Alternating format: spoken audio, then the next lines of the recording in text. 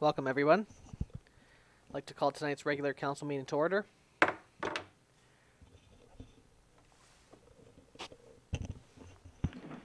Recommendation that the agenda for the regular council meeting of January 25th, 2021 be adopted. With the amendments to remove item 4A, report from corporate administrator regarding DVP 2025-42050 Parker Ave, and replace with new item 4A, report from corporate administrator regarding Hayes Creek Restoration Project grant application. Moved by Councillor Cunningham. Second by Councillor Randhawa. Anybody opposed? Motion's carried. Item 3A, recommendation that the minutes for the special council meeting of January 11th, 2021 be adopted. Moved by Councillor Ady. Councillor Ady, seconded by Niche. Councillor Niche. Any opposed? Motion's carried. Item 3B, recommendation that the minutes of the regular council meeting of January 11th, 2021 be adopted. Moved by Councillor Skelton Morvan. Moved by Councillor Randhawa, seconded by Councillor Skelton Morvan. Any opposed? Motion's carried. Okay, item 4A, report from the corporate administrator regarding the Hayes Creek Restoration Project. Thank you, Mr. Mayor. Excuse me.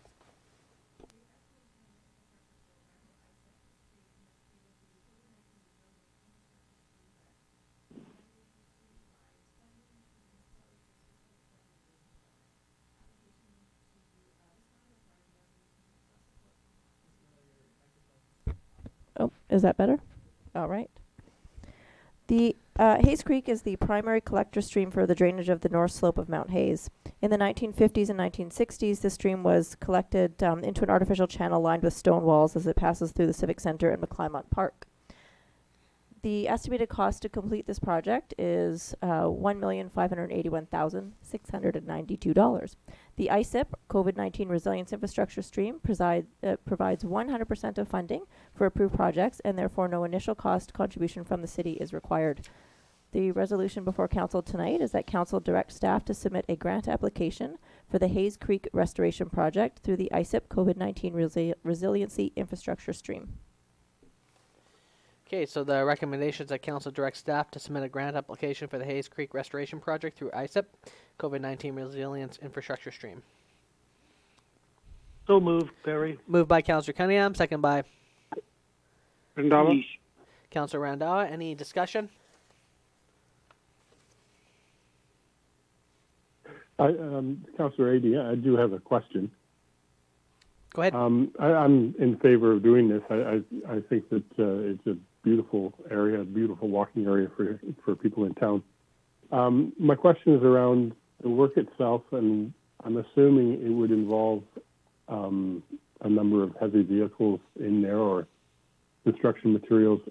Would kind of restoring the natural environment, I'm thinking of the grassy area near the bridge there, would that all be restored as a part of the plan that this funding would supply?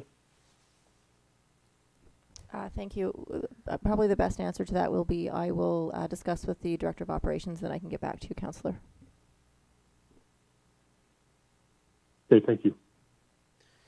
More discussion?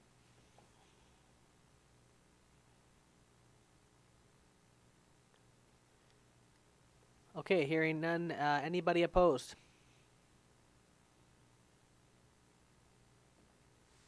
Motion's carried. Next, we have a report from the corporate administrator regarding the Downtown Core Revitalization Tax Exemption Bylaw Program number 3466-2020. Thank you, Mr. Mayor. So the recommendation before council tonight is that council give fourth and final reading to the Downtown Core Revitalization Tax Exemption Bylaw number 3466-2020, and that bylaw was included with your package. So the recommendations that council give fourth and final reading to the Downtown Core Revitalization Tax Exemption Program Bylaw number 3466-2020. Moved by Councillor Niche. Councillor Niche, seconded by Councillor Ady. Councillor Ady. any further discussion from our previous meeting? I believe all the changes have been incorporated now.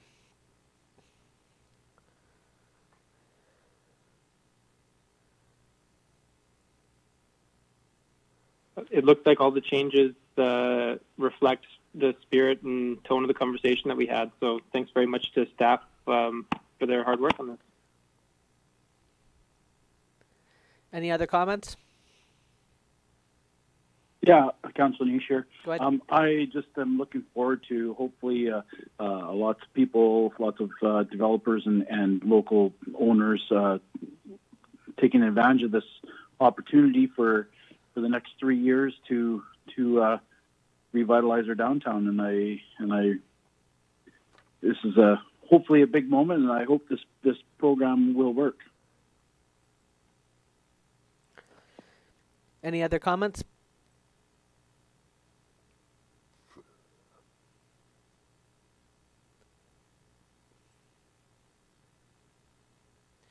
So just so council's aware too that after adoption here tonight, which it sounds like where we're going, there's about 102 letters that are ready to be sent to all the business owners in town and anyone within this area.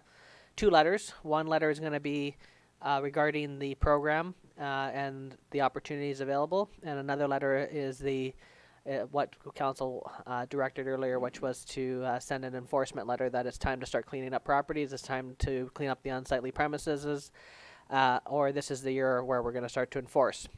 So it's time for us to take action. It's time for us to clean up the town, and I think this strategy that we're employing here, the 2-prong approach, I believe is gonna get some traction. So if there's no other further comments, is there anyone opposed?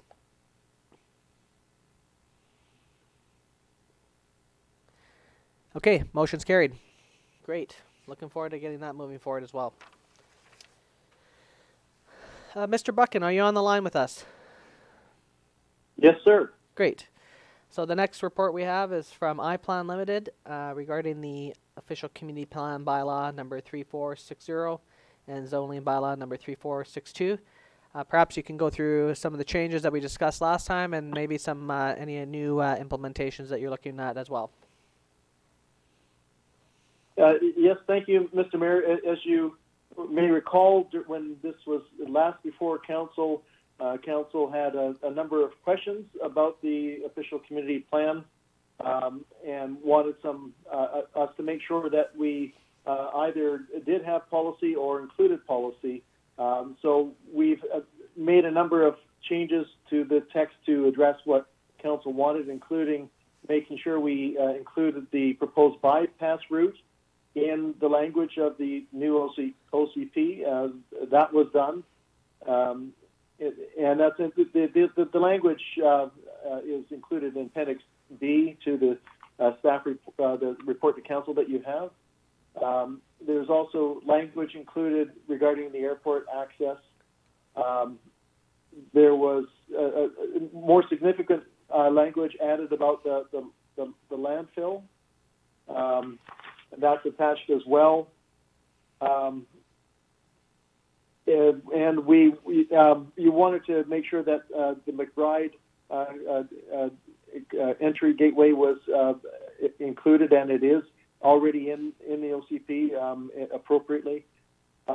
With respect to the zoning bylaw, you wanted us to make sure that secondary suites and the principal dwelling in a building with secondary suites could both be rented out in order to help address the local housing demand situation. So that was changed, and we also made a change that you wanted with respect to shipping containers, adding to them the M1 zone as a place that they could be located. I think that's largely the changes that we made that were discussed at the time. In addition to that, we undertook a review of the parking standards that are located within the zoning bylaw as well. And the reason why we did this pretty thorough review of parking standards, comparing Prince Rupert standards to the standards that are in 6 comparable northern BC municipalities, is because we were reviewing a development inquiry, discussing a potential development in the downtown, and a development that was actually in part inspired by the new revitalization tax exemption that Council just adopted. And when we're looking at the parking, the parking standard for commercial appeared to be high, and Council had a discussion with staff about the importance of having sufficient parking, but appropriate parking standards. So we undertook to do this review to make sure that our standards are comparable and not out of line with other municipalities in the north. And that resulted in a reduction in the number of parking standards. We try to make language consistent, so there's a number of different ways of describing the parking. There's a few where we've increased parking standard, but they're principally more institutional, not downtown uses. So we did that, made those changes. We've also included some parking, bicycle parking, and some electric vehicle parking standards. We think conservatively compared to some other municipalities, but and with respect to the approach that we took overall with the parking standards, is we wanted to make sure that we were not over demanding parking. We wanted to have a policy that was consistent with the new official community plans direction for sustainable, complete, walkable downtowns, which rely in part on active transportation. So we went lean on parking standards, and that also has the benefit of encouraging business. But there needs to be enough parking for businesses to be viable. So we tried to strike a balance with that. So that report is attached. January 14th report is attached to the package, and the recommendations are to adopt those new standards based on that review as a part of the zoning bylaw update. So the draft zoning bylaw has been updated with these recommendations with the hope that Council agrees with these. If Council wants to see changes, they can certainly be made at this stage. Okay, maybe we'll open up for discussion from Council.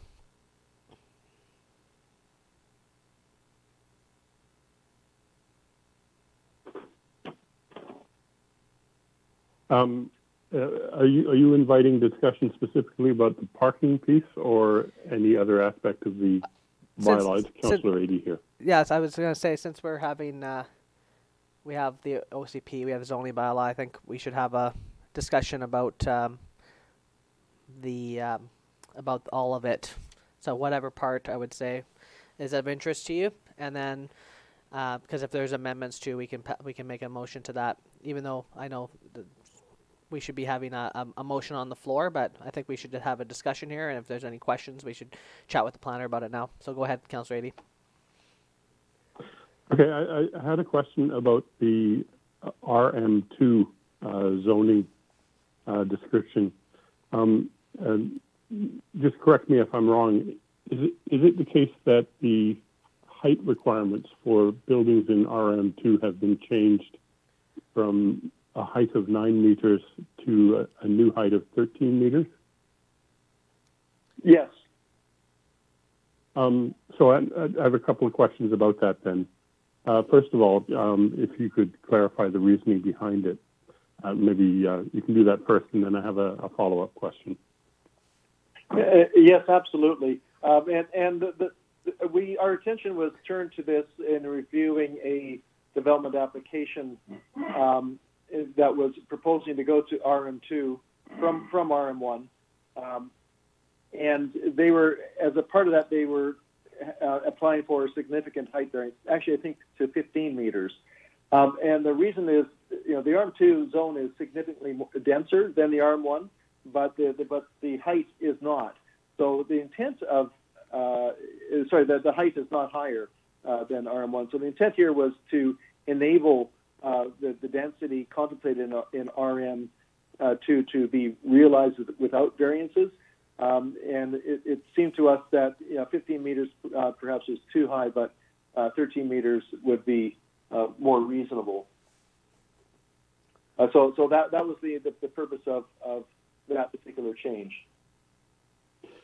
So as a follow-up then, after I looked at that, I looked at the zoning map, and I see that most of the designated RM2 zones are locations of, if my geographic knowledge of the town is correct, are actually apartment buildings that exist already, and that presumably they conform to the original height requirements, which is 9 meters. So my question is, if we were to pass this change and include the language to increase the height, could the owners of those buildings that are already in place make their buildings higher without having to go through a public process? So the answer is it depends. If the building is structurally sound for an addition to be made to it, that's one thing that would need to be checked and confirmed. If there's no variances required, no other variances required, with the current bylaw, then it wouldn't be necessarily be going to council. It could be that it's just comply with the council's current development permit guidelines, and that means then it could be, if council proceeds with the development procedures bylaw, that could be dealt with administratively, much like a building permit.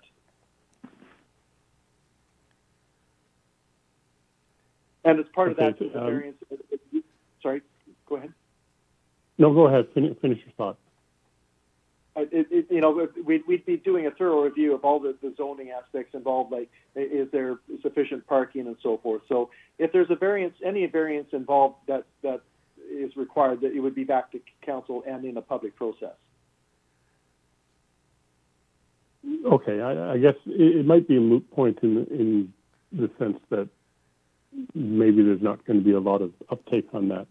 But I do think that that's a fairly significant change in the height, and depending on where the building is located, that could certainly have create some opinion in whatever area of town that's in. So I'm not sure that I want to remove the ability for the public to have input, or maybe I'm seeking some guidance on how we might deal with the fact that some of those changes, if they did not come before council, would still provoke quite a public reaction. So, if I may, there's two things to advise on this. First, when the public hearing notice goes out for the new zoning bylaw, we will attempt to summarize, the range of changes, especially the ones that are more salient or significant. So in that description, we would make specific note of the change of the height in the RM1 zone, or the RM2 zone. So the public will be advised and have ability in general to speak about that change to the zoning bylaw. Second, council sets its guidelines for development permits for multifamily through its development permit guidelines, and the public have the ability to review those and comment about those as well at this point. In addition to that, in the downtown, the city core, there's a height scheme, concept, so the framework. So any application down there would need to comply with that's as set out in the new official community plan as well. So it's not that the public won't have any opportunity, but it would be focused during this particular period of time with the adoption, the public hearing and adoption process for the bylaws. Okay. So then maybe my third question, and then I'll give up the space to others who may have other questions. So if clearly the third recommendation is that we're going to go to a public consultation. And I've often said, and I believe that we need to make sure that consultation is a real and robust opportunity for residents to speak up. And I know that you're acknowledging that here. And if they want, that public consultation, I would assume, could produce changes in the bylaw before the final approval. So the question then is, and this is my own inexperience, I guess, if we go to public consultation and discover that there is a particular point or a number of points where there's a real pushback from the public, what is the process then, since we would be between third reading and fourth reading? What is the process for responding in practice to the concerns that get raised? Okay, so if after the public hearing, if you determine during that process that there is significant pushback on an aspect of the bylaw, council has the ability to make the change at third reading. Whether or not that precipitates a new bylaw, a new public hearing may depend on the nature of the change. The advice that I've had in the past on that is if it's a change in use or if it's an increase in density, then you probably have to go back to public hearing. If it's not an increase in density, and if it's some other aspect, a more minor aspect, you may not necessarily need to go back to public hearing, but we would need to look at the specific change and then advise council as to whether or not you would be going back to a public hearing or not. Okay, thank you. It's Barry here. So my understanding is on RM2 that we're restricted to the number of units per hectare, I think it is, of 70-something. Now, by this increase in height, you're almost adding an extra floor to the unit. I think but, so our density would still stay the same, where they'd have to go before. I can't see the density changing at all. The density will not be changing.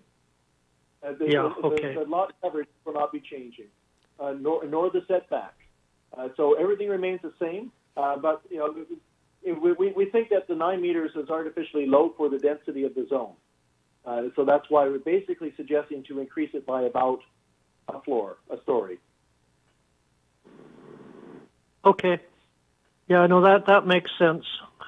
I was just concerned a little bit about the density, but if the density is staying the same, then it's not a problem. And yeah, we don't have any RM2 in residential areas that I know of, so it shouldn't impact anyone else. Thank you.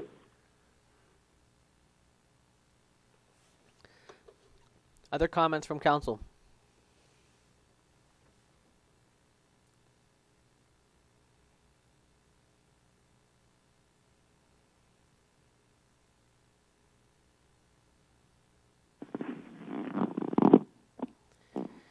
Okay, so perhaps we'll put the recommendation on the floor. So the recommendations that council accept by resolution to include the recommended amendments to the official community plan bylaw number 3460 as reflected in attached report, and that council accept by resolution to include the recommended amendments to the zoning bylaw number 3462 as reflected in the attached report, and that council directs staff and iPlan Limited to proceed to public hearing following guidelines and recommendations set out by provincial health orders.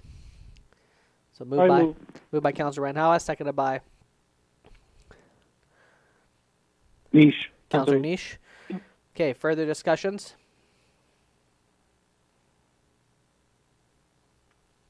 Councillor Ady. Okay, we'll go Councillor Morrow, then Councillor Ady.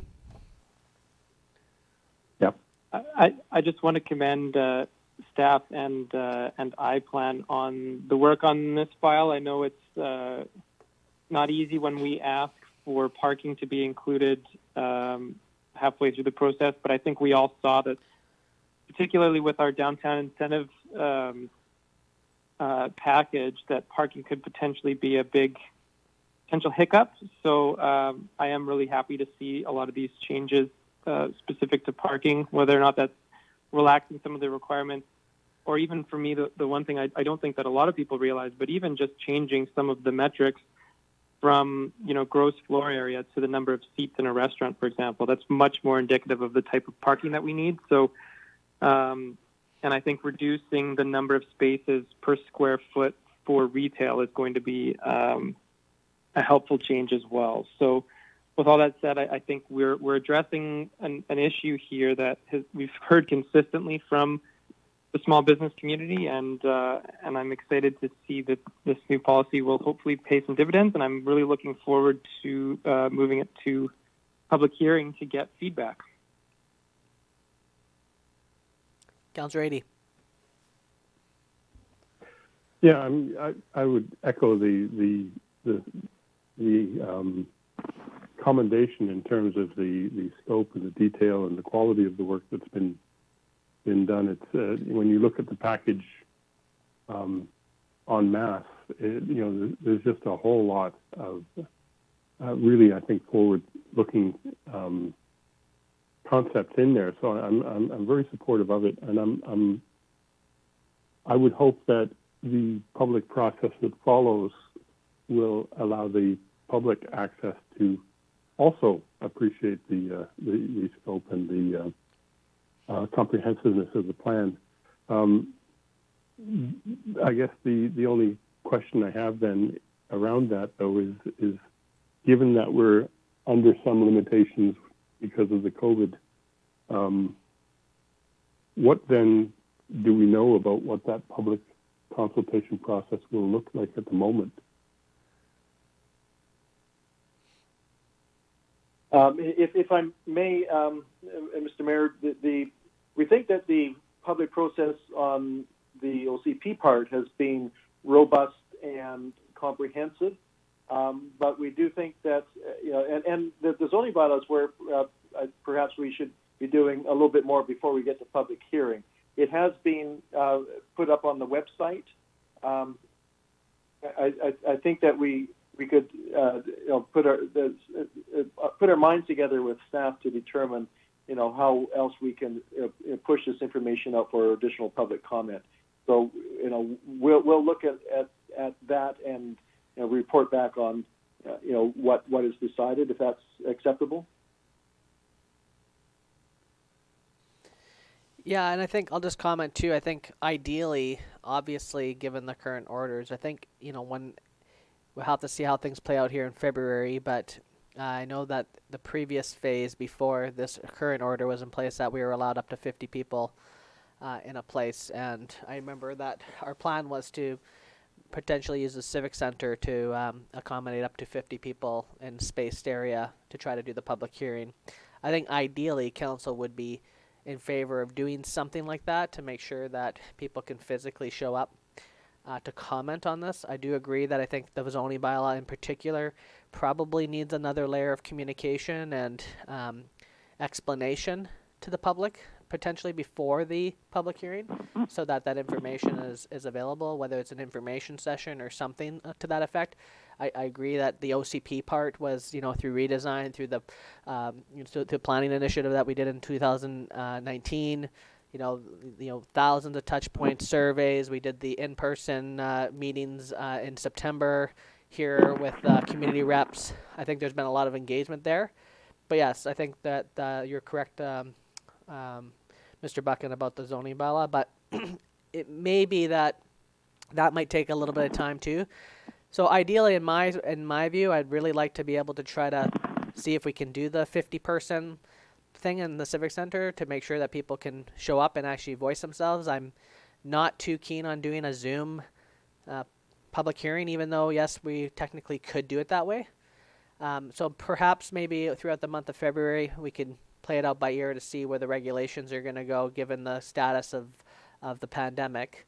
But I think I speak for council when we're all kind of wanting to ensure that this gets the attention it needs and deserves, and that people have the opportunity to comment.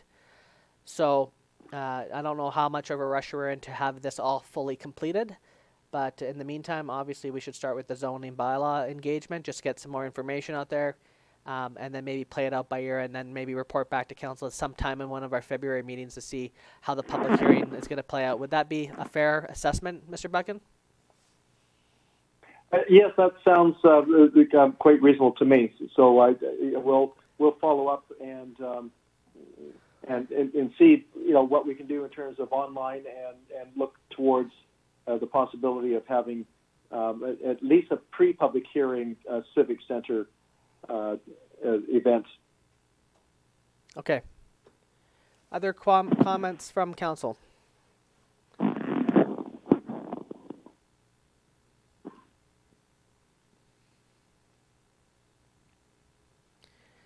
Okay, hearing none. Is there anybody opposed? Motion's carried. Okay, thank you for that. Next, we're moving on to the developmental approval information bylaw. Off to you again there, Mr. Buchan. Thank you, Mr. Mayor. This bylaw has been previously discussed with council, and we've reworked the current development approval bylaw with a view to making it more efficient, more more of an encouragement for developers through more timely permit processing, through clarity. Did you say development approval? Development bylaw? approval information bylaw is the first one, number 3468. Thank you very much. Here I am yabbering on about the wrong bylaw. Well, So I apologize if I was bylaw. not clear on the item agenda, but yeah, it's number 3468, approval information bylaw, and then the next one's the development procedures bylaw, number 3469. Thank you. My mistake. If The you want to development speak to approval both of them at the same information time, go ahead. I won't do that because there's something of different tools. So the development approval information bylaw is really the way that you ask. It's the bylaw that you have to have in place to be able to legitimately ask developers for supporting reports. If you don't have this in place, there could be some question about the legitimacy of a request for a traffic impact study, for example. The province has laid out a process to set a bylaw in place for asking for development approval information.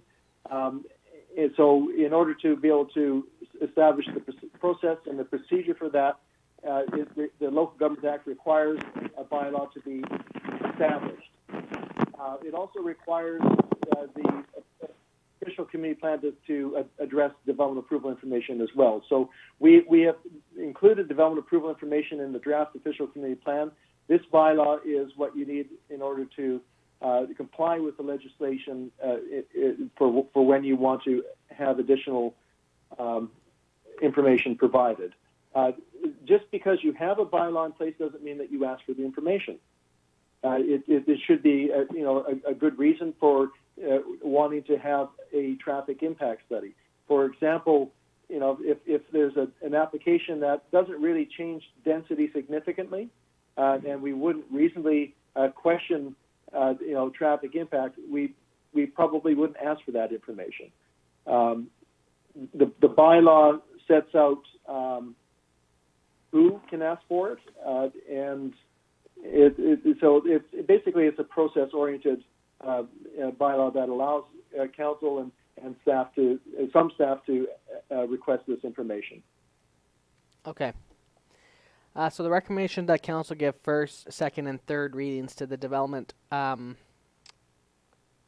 procedures bylaw number 3468 2021. So moved by Councilor 80. Councillor Randhawa, seconded by Councillor 80. So discussion, comments, questions?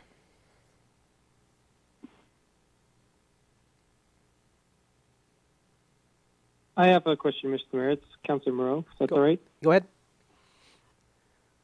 Mr. Buchan, you just did a good description there of who's equipped to ask for these types of information and the types of information that we can require for specific development. I'm wondering if you can just comment a little bit.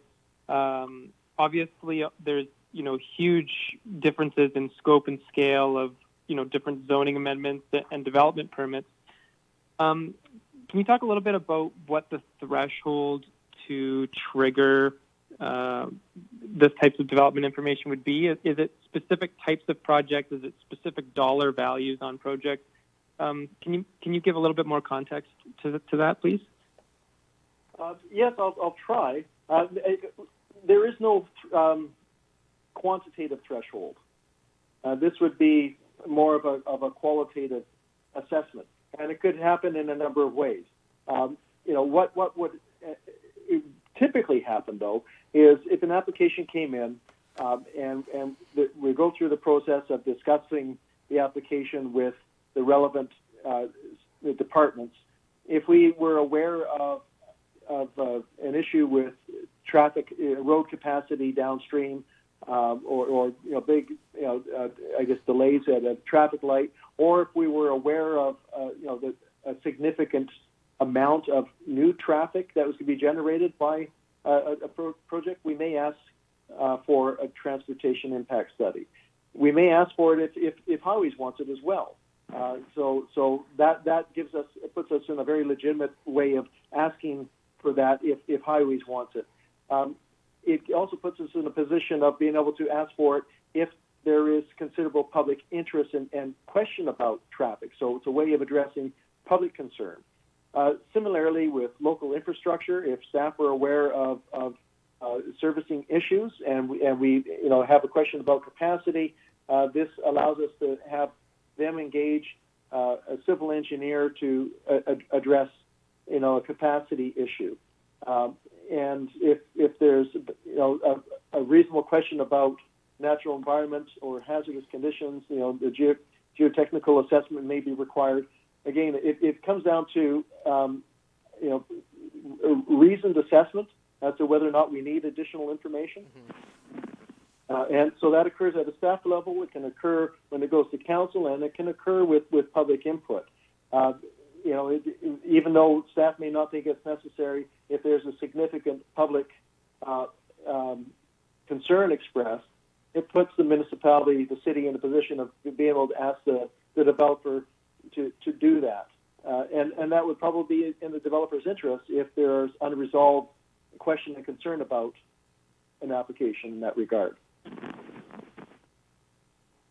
I completely agree with you on that front. Yeah, thank you very much for providing that context. My only follow-up is just, so let's say this bylaw has triggered staff request additional information. I'm looking specifically now at section 4.2. It's just around that the city can require essentially a peer review of any of the reports that are submitted at the applicant's expense. And so what I just want clarity on is basically you've said if the initial report does not meet satisfaction in standard guideline policy or the bylaw, but you've also done a pretty good job of putting the qualified professionals. Let's use the traffic study as an example because you had mentioned that one. So an applicant goes out, the city requires a detailed transportation study or traffic study. The applicant goes out, hires a traffic engineer, and for some reason, even though that's they're qualified, they've got their engineering degree and they develop a report. If I understand this correctly, the city could go back and say the report that you submitted doesn't meet the standards within this bylaw. Therefore, we're going to go out and hire our own, like a separate and distinct traffic engineer to give us our own report. And it's going to be at your expense. Am I reading that correctly, or is it essentially that we would be sending the report back to the applicant's consultant to basically revise their report for the city's or to address the city's concerns? Well, the bylaw contemplates that it would be a peer review, so that's not necessarily a brand new assessment.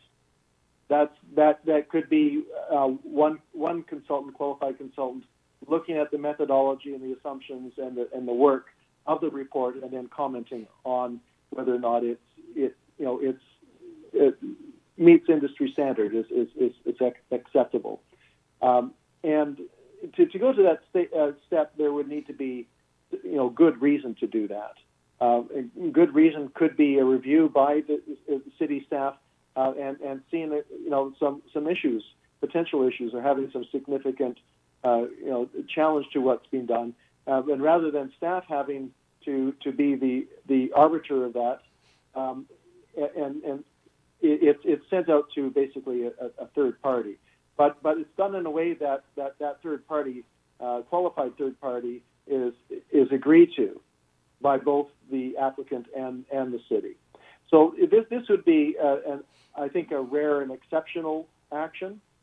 It could be that you get members of the public that are reading it and asking, challenging it, because sometimes you get members of the public that have significant knowledge and are able to read those reports in detail and raise questions about methodology and so this allows us to get past an impasse, or at least a way forward to try to get past an impasse. That answers my question. Yeah, I'm always just I recognize that this would likely, hardly if ever be triggered. I'm always the kind of person that approaches things where you want to hope for the best, but you want to plan for the worst. So you have answered my question. If it's mutually agreeable, then I think you're right. That'll overcome an impasse. So with those two questions answered, all I would say is, again, great work on this file. This is something that I think has become top of mind for us, particularly in the height of all of the liquefied natural gas speculation, where there was a number of speculative proposals that it was incredibly difficult for the city to weigh or judge effectively without having enough information at our fingertips. So I think this is a great step forward, and again, great work. Thanks very much. We thank you. Other comments about this from council?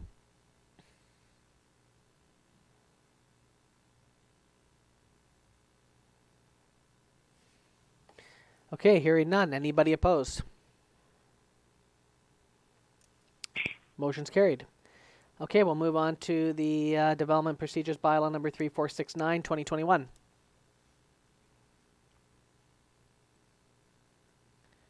Okay, Mr. Mayor, I've already spoke a little bit about this one, so I'll try to be brief. This bylaw it proposes to replace the current Development Procedures Bylaw, and the spirit, the intent behind this is to make development processing more expeditious, more efficient, and to improve timelines. And also part of the intent here is to be able to enable referrals to go earlier and public consultation to proceed more quickly. There is an additional section in this bylaw compared to the current one, in terms that we've laid out a number of flow charts that provide a visual of the main steps in the process, including some important statutory considerations. Another major aspect to this bylaw is the delegation of development, all development permits, except for those with variances that are required. And the logic behind that is the delegation for fully compliant development permit guidelines will provide a faster service, but it also meets the spirit of the legislation, where if an application complies with the guidelines, it has to be approved. Even if the city said no, the applicant could bring it to court, and the judge can issue the permit, and that has been done. The district of Sanchez was the first place that was done. So it's intended to be an administrative, technical assessment for compliance.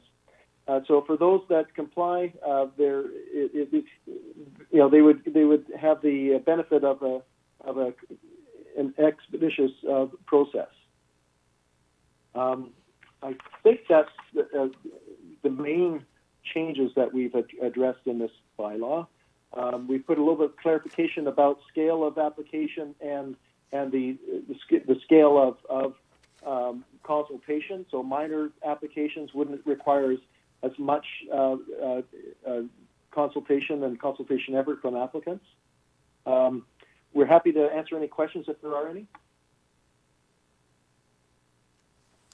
The only comment I'll make on this, and what I think will be a good change, is the opportunity to send applications right off the bat to a public consultation.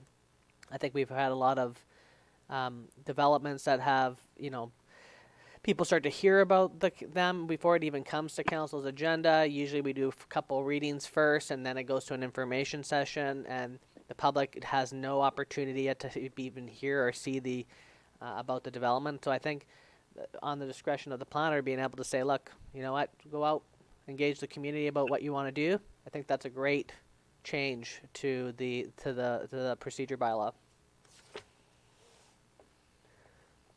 Completely agree. Other comments from council? That's Councillor Adie here. I'm looking at the flow charts, section 5 there. I think they're really useful, and I think that it really sort of helps clarify a lot of things. I do have a question, and again, maybe it's my own ignorance, but could you clarify for me the difference between the process for development permits with a variance, which appears on the right-hand side of the first page, compared to the process for development variance permits? And the reason I ask is that I note that there is a difference there in terms of the commitment to notification of the public. Yes, there's a difference there, and the other main difference is if it has a variance, there's a report that'll go to the committee of the whole, or to council, depending on what's recommended at the time. So the development permit with the variance is the council process because of the variance, and without the variance, it's just done by staff, and it can be done more quickly because obviously there's no staff report that's done up to council and the time waiting for that. So it's more efficient in that way.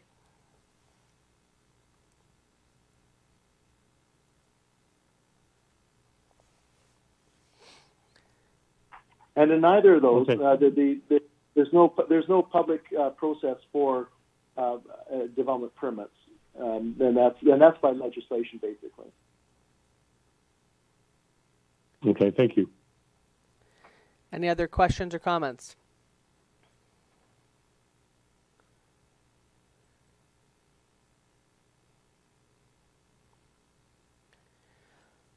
Okay, hearing none. Anybody opposed?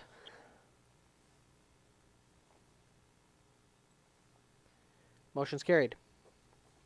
Thank you, Mr. Buchan. That's been some great work. Lots of heavy lifting there for this council, and we really appreciate all the time you and your son have put into helping the community move forward. So we'll be seeing you soon at the next meeting.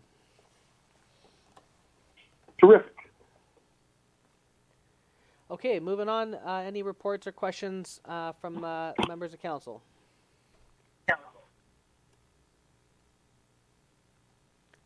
Did I hear somebody there? Yeah, do you have any update on airport? Anything people keep on asking? On the airport? Yeah, like airlines, like anything. So you have any update on that? Can let people know, please? Do we have any? The only thing we've had is from what the notice we received from last week or the week before. And I know that we're working with the chamber right now, and they're conducting a survey, and We've been in contact with our airport manager, who's working with the airlines and talking to the federal government about the airlines. So, and once there's an update, we'll definitely notify the community. Okay. Thank you. Other questions or reports from council? Yes, Councillor Rady. It's been kind of an up and down week, I suppose, or month for the city. There's been, excuse me, some good news and some bad news. And the bad news being, I think, the airport and the what appears to be an uptick in COVID cases.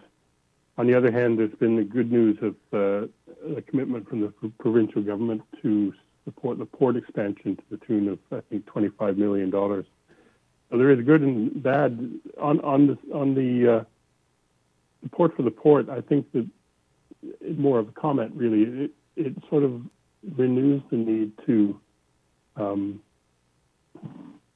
undertake ways to ensure that the housing supply that Prince Rupert can offer can support the expansion that arises as a result of the port expanding. I just think that,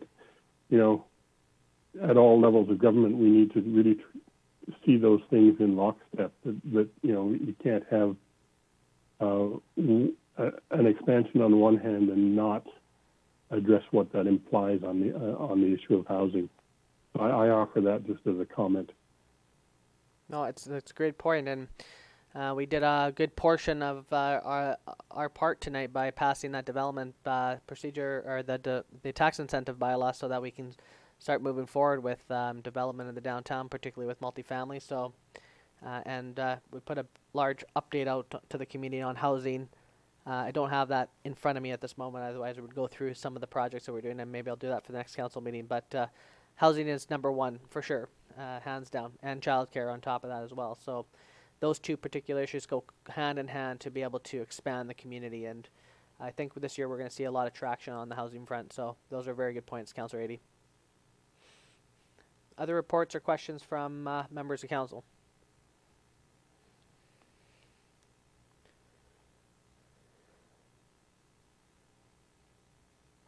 Okay, hearing none, I'd entertain a motion to adjourn. I move. Moved by Councillor Randa, second by Councillor Cunningham. Yeah. Anyone opposed? Motion's carried. Thank you very much, everyone. You guys have a great evening. Thanks, everybody. Good night. Good night, everyone.